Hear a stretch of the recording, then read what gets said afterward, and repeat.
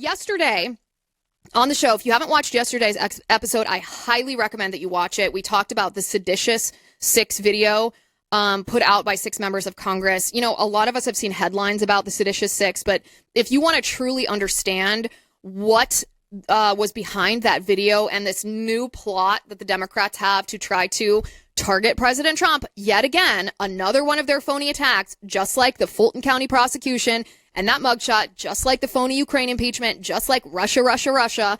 It's happening again. The beginnings of one of their attacks are happening again. And we unpacked that with Jack Posobiec on yesterday's episode as it relates to Senator Mark Kelly and that Sedicious Six video. Well, fast forward to today, a prediction that Jack made as we were dissecting this video, a prediction that Jack made on the show yesterday. He said, this is what's going to happen in the days and weeks to come. It already came true. It actually came true this morning. So let me back up just a second. Jack and I were discussing why exactly these 6 members of Congress would be encouraging members of our military to disobey what they are alleging to be unlawful orders. It's essentially telling members of our military or planting the idea that they should be disobedient to their chain of command, especially their commander-in-chief, being President Trump, of course, as chief executive. And they didn't name any orders that they believed to be unlawful. They were just sowing the seeds of a mutiny against President Trump. And the reason that they're doing this is the same reason that they always do this, because they want to take out a duly elected president. They don't respect your vote and my vote. They don't respect the will of the people. They don't respect democracy. They don't respect our republic. They want to remove President Trump from power, even though he won the election. The majority of people, not just the electoral votes, the majority of the popular vote was cast for President Trump. They can't stand it because they hate him and they want to try to take him out. They want to impeach him again, just like they did in his first term. They constantly tried to hamstring his administration with impeachments. And the way that they're doing that this time is they're trying to foment this color revolution. Again, if you haven't watched the episode yesterday, go back. Jack details exactly the playbook of a color revolution, how these intel services, or in this case, the deep state swamp creatures in Congress who are former intel officers, how they use propaganda campaigns or psyops against people to foment this idea that the American people should turn against a duly elected government and unseat the government, not using our voting system, our election system to pick our representatives.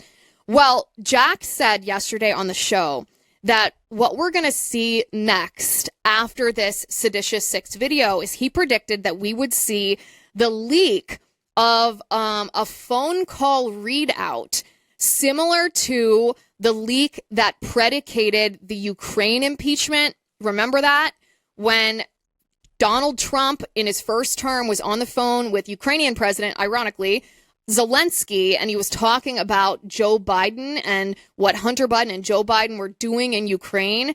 And this readout of this highly classified phone call between Trump and Zelensky was leaked by the quote unquote national security apparatus. And, you know, the Democrats and the mainstream media went wild, acting as though Donald Trump was engaging in some illegal quid pro quo with this conversation, which, by the way, was not even remotely scandalous, with Zelensky. And it resulted in the impeachment of Donald Trump, though no conviction in the Senate.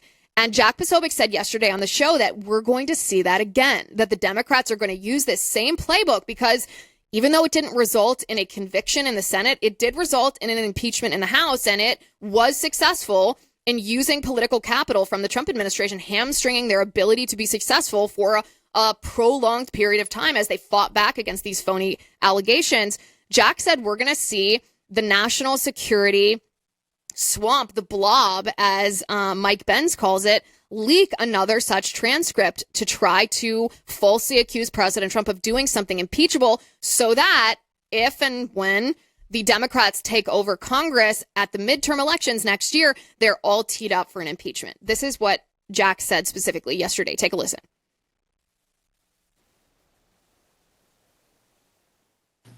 You mentioned color revolution. One of the things that I think that we could absolutely see again is go back to the first term. When the first impeachment of President Trump happened in 2019, it was regarding leaks from a phone call, believe it or not, with Ukraine and the president of Ukraine, Vladimir Zelensky. So in that case, you had Alexander Vindman, who was an army officer. You had the CIA officer, Eric Charamella, that was detailed to President Trump's White House and the National Security Council. I've said that I think what they're trying to do is gin this up again. They're trying to get someone, probably at the very least, get someone to start leaking classified information, national security information, like, oh, I don't know, the current peace negotiations between the United States, Ukraine, and Russia, leak that out to try to gin up yet another impeachment of President Trump.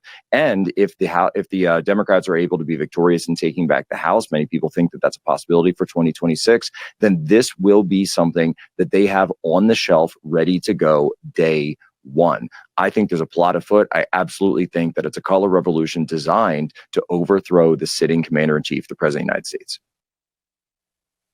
Less than 24 hours after that aired late yesterday afternoon, early evening. This morning, Jack's prediction came true.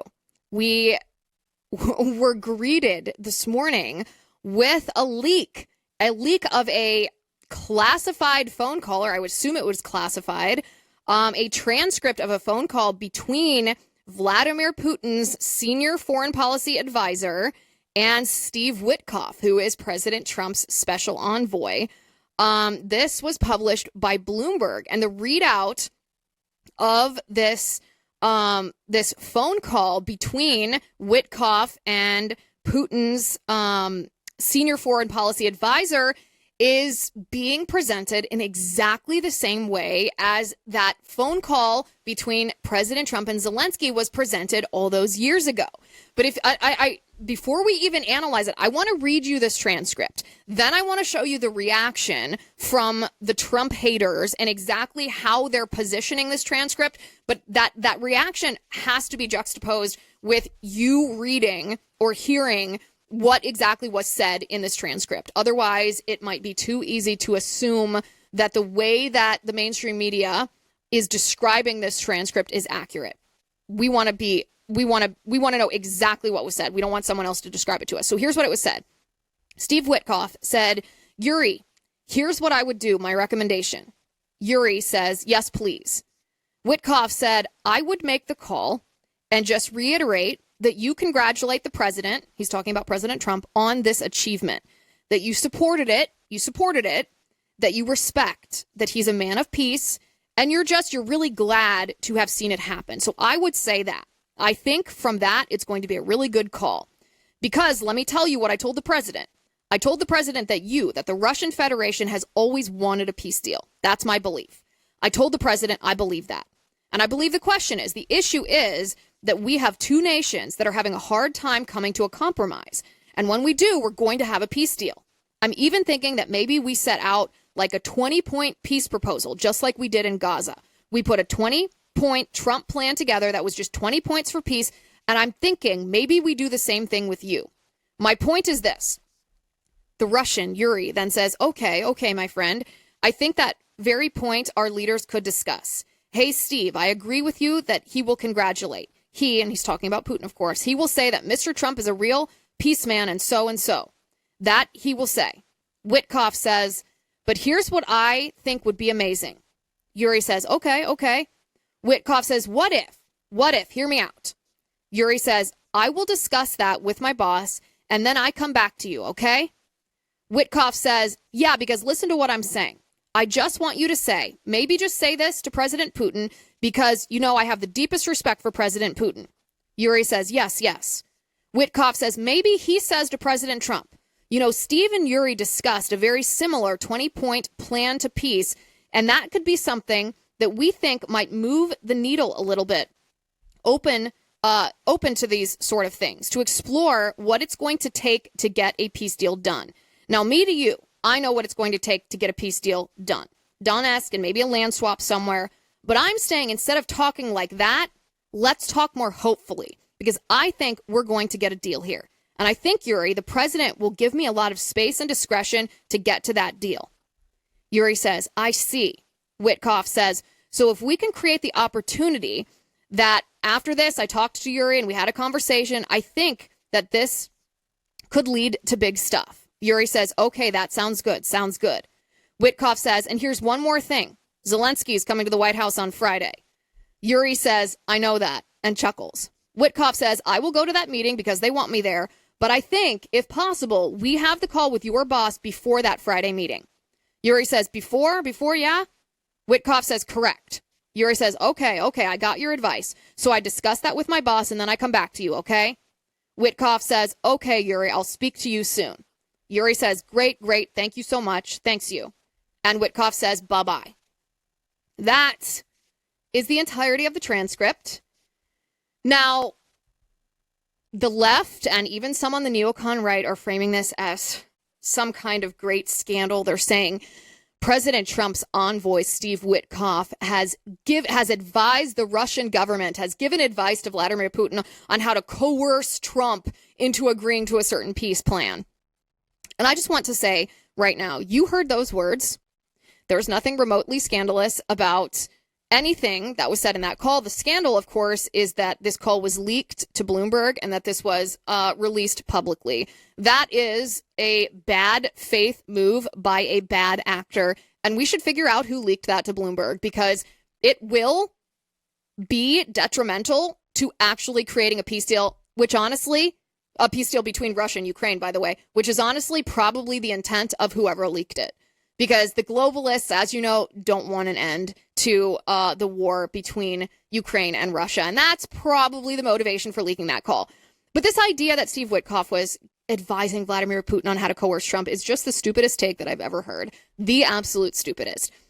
President Trump is not only a good negotiator, he's a good negotiator because he negotiates at a very high level, but he uses very basic negotiation techniques and tactics. One of the most effective negotiation tactics when you have something that you want the other party to agree to is to make the other party think that your idea is their idea. That is what you're seeing play out with Steve Witkoff. And anybody who has any knowledge of even the basic level of negotiation recognizes that instantly. Steve Witkoff, obviously not of his own volition, this is something that was most likely highly strategized behind the scene, wants to propose a 20-point peace plan between Russia and Ukraine. But he needs it to be, he needs the Russians to believe that it was their idea, not just something that they agreed to. And so he's presenting this idea to Putin's foreign policy advisor to present to Putin, for Putin to present to Trump so that Putin feels that it's his idea. That's it. That's the analysis. It's not scandalous. Imagine thinking that it's scandalous to want peace and to make an effort to procure peace. That's what the left. It's not just the left, by the way. Adam Kinzinger, former Republican Congressman Adam Kinzinger, reposted this transcript, and this repost of this transcript, this comment from Adam Kinzinger, has 750,000 views on X, and he goes, "This is absolutely traitorous behavior." Absolutely traitorous behavior. Oh, are you talking about leaking such a call? Is that the traitorous behavior that you're talking about? Are you interested in the traitor that engaged in that behavior? No, you're not. Of course he's not. He's doing exactly what they did. It's the same playbook that they leveraged against President Trump during President Trump's first term, where they took that call, that readout of that phone call between President Trump and Vladimir Zelensky. And even though the readout of the phone call, which wasn't a transcript, by the way, it was just someone's opinion, it was someone's perception of that conversation between Trump and Zelensky. And they released it, but they framed it as if it was something different. And that's exactly what you'll see. I mean, look at this Adam Kinzinger post. He reposts this account that says, Witkoff attempts to coach the Kremlin on how to more easily coerce the president. That's their headline. That's how they're describing this. But you just listened to the transcript. You just read it. Is that what happened? Is that an accurate representation of this phone call? No, of course not. Of course not. And you don't have to be a mainstream media journalist to see that. You can read it for yourself. But this is what they're trying to do. They're trying to present the Trump administration as it's the same old allegation. Russia. Putin's controlling Trump. It's the Trump administration, the people around him trying to convince Putin how to better control Trump to get the outcome that he wants. Why? So that if the Democrats, God forbid, take back the House and the Senate in 2026, which we have a year, and we better work hard to make sure that doesn't happen, so that they can have an impeachment all teed up. But an impeachment based on what? Based on phony allegations. Maybe this time, I hope this time, thanks to the fact that the new media, especially the new media on the right, has broken the monopoly of the mainstream media. You can actually have access to the truth, to accurate information. It's not just entirely gatekeeping from the mainstream media that determines what you hear or what you don't hear. Thanks to Elon Musk and X, you can always find the truth on X because there's not censorship anymore. Maybe this playbook won't be effective this time because we not only recognize what it is, we are not as quick to believe anymore as Americans what any of our elected officials, what our government, what our media tells us anymore. We now question what we hear. And when you analyze this yourself and don't just take the word of the mainstream media and elected representatives or fools like neocons like Adam Kinzinger, you'll see for yourself there's nothing remotely scandalous about that readout of that phone call. It's not at all what the mainstream media is portraying it to be. And it's exactly what Jack Posobiec predicted would happen on this show yesterday. It's exactly in line with a playbook of how the left, who cannot resign themselves to the fact that the majority of the American people voted for Donald Trump because we want him to be our president, they cannot resign themselves to that. And they are, by hook or by crook, trying, and they will continue to try to take him out. Only this time, we're not going to let them.